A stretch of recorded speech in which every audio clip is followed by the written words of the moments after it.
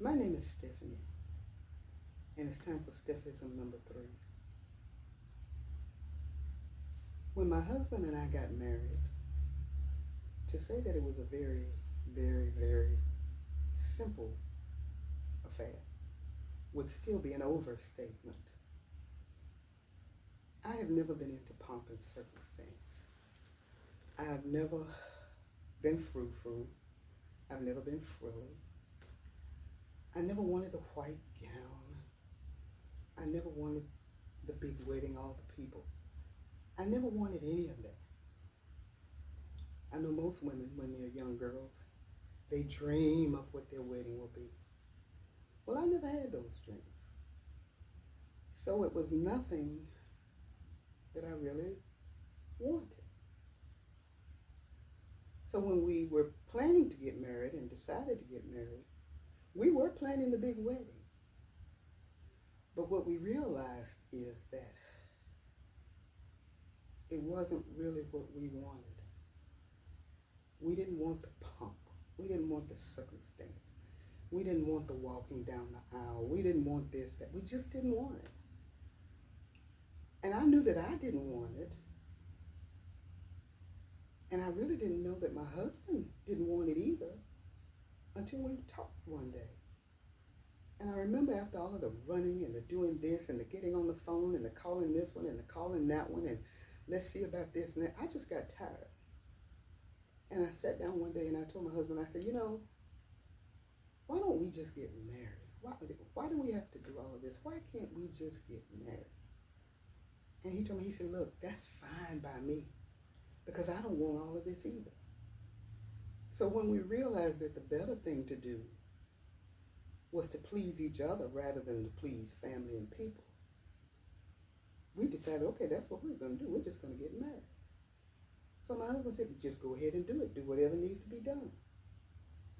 So that Monday, I called the minister and I asked him, could we meet with him? And we did. And we told him what we wanted to do and why. And asked, would he just perform the ceremony and just marry us? And he said, yes, he would. And he asked us what date were we looking at? And he was probably a little shocked when I answered because I told him, I said, let's see.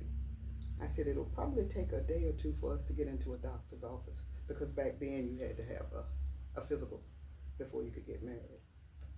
I said, so that'll take a couple of days. I said, then we have to come back to you for counseling. And I said, that'll take a day. And I said, then we'll need another day to go downtown and get the license. So I said, how about Saturday? And he looked at me and he said, do you think you can get this done by Saturday? And I looked at him and told him, oh, yes, I know I can get it done by Saturday. So he said, well, let's go for it. And I think he put us down on the books for 2 o'clock that Saturday. So when we got home, I got on the phone. And I called the doctor that I had known for probably about 3 years. And I told him, I said, my husband and I, or at that time he was I don't even think he was my fiance, girl. We didn't do that kind of thing. We just got married. So I told him that we needed to get the physicals. And the funny thing is, he did the physicals for us, and probably, I don't know, maybe 14 years later, we ended up being his next door neighbor. But he did the physicals for us. I believe it was on that Wednesday. That Thursday, we went back to the church and the pastor. And then that Friday, we went and picked up the license. And that Saturday, we were at the church. And we were in this huge sanctuary. And there was no one but the pastor and one of his administrators, female administrators, myself and my husband-to-be, a friend of my husband's, and his girlfriend who stood in as our witnesses. And this church is huge, and all these empty pews, and just us standing there before the pastor. And it was quiet, and it was nice. It was not complicated. It was simple. It's just what we wanted. We didn't even have the rings, and he married us. And we were so thrilled and so happy. So about 2 years later, we bought rings. And we went back to that same pastor, that same church, and had him to bless the rings and renew our vows. And we were just fine with all of that. Well, the 38 years in between then,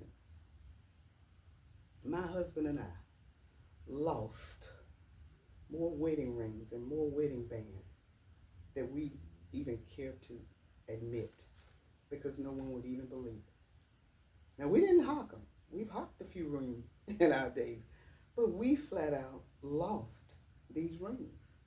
I remember one day, my husband went into the bathroom to wash his hands. We were out eating or something, or either he was at school, and he went in the bathroom to wash his hands, and he took the ring off and laid it on the back of the sink and walked out and left the ring there.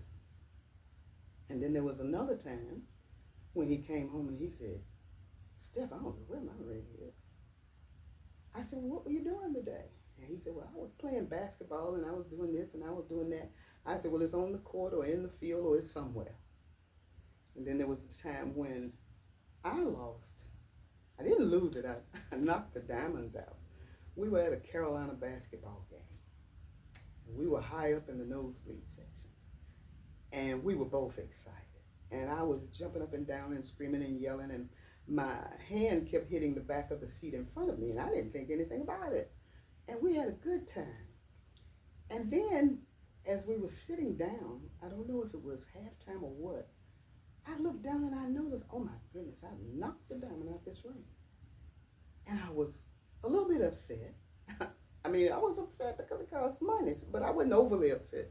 But I was upset, and I said, Lord, I'll never find that diamond. There's no need even looking. And then there was another time, my husband and I had been out shopping, and I asked him to pull over to the curb so I could take a cup and pour the soda out of it. So he pulled over, I opened the door, took the cup in my hand, and leaned out of the door and poured out the ice and drink. And then we went on and finished running our errands. I didn't even miss the ring until we got home. And we got home, I asked my husband, I said, where's my ring? And he looked at me, he said, I don't know. And I said, oh Lord, I've lost my ring.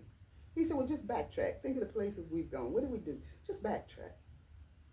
And I backtracked and I said, oh Lord. I said, I bet when I opened the car door to pour out that drink, that ring fell off in those leaves and that dirt and trash in the curb. He said, well, do you want me to go back and look for it? I said, no. I said, number one, you probably won't be able to find it. And if anybody else went along and saw something shine, they done got it. I said, so no, we just won't worry about it. So then we decided, look, we're not good with rings. So we got some everyday bands. We didn't pay a whole lot of money for them. We just got some everyday bands.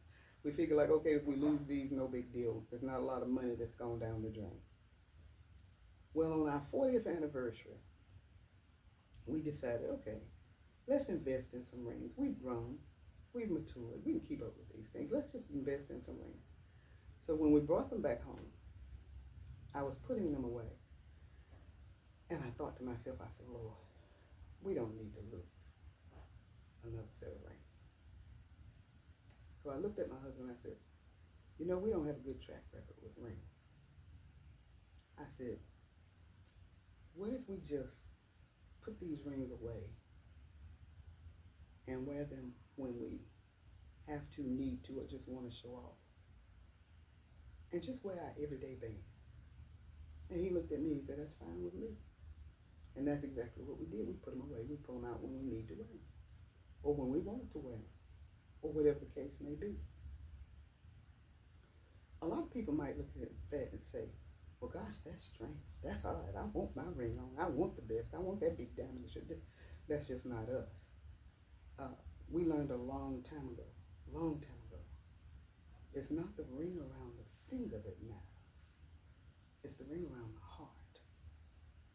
That ring around the finger won't keep you from committing adultery. It won't keep you from walking out and walking away. It won't keep you from fighting the fight and deciding to heck with it. That ring won't do anything except show the world that you're married. That's all that ring does. They say it's an outward expression of an inner feeling, or whatever the case may be. But it really doesn't do anything but tell people you're married. And we can tell them with that with our mouth. And we can tell them that with a simple band. So we decided we won't wear the rings, we'll do what we've normally done, and we'll be happy. Because we knew it was not the ring around the finger that mattered, it was the ring around the heart. So here's Steph-ism number 3, and it's exactly that. It's not the ring around the finger, it's the ring around the heart. And when you come to understand that about the rings, you'll have that same perspective about everything else. And you won't fret over the big house. And you won't fret over the big cars. And you won't fret over having things. And you won't fret over wanting this and wanting that and wanting the other. You'll be happy with what you have. Now, if you can afford those things and you want those things, there's nothing wrong with it. If you can afford the big wedding, or if that's the dream that you've always had, to have the big wedding, then by all means have it. If that's what you want, if that's what your heart wants, that's what you do. But just remember, it's not the pomp and circumstance. It's not the white gown. It's not all the bridesmaids and the groom and all of his folks. It's not any of that. What it is the ring around the heart. Make sure you have your heart right, and everything else will fall in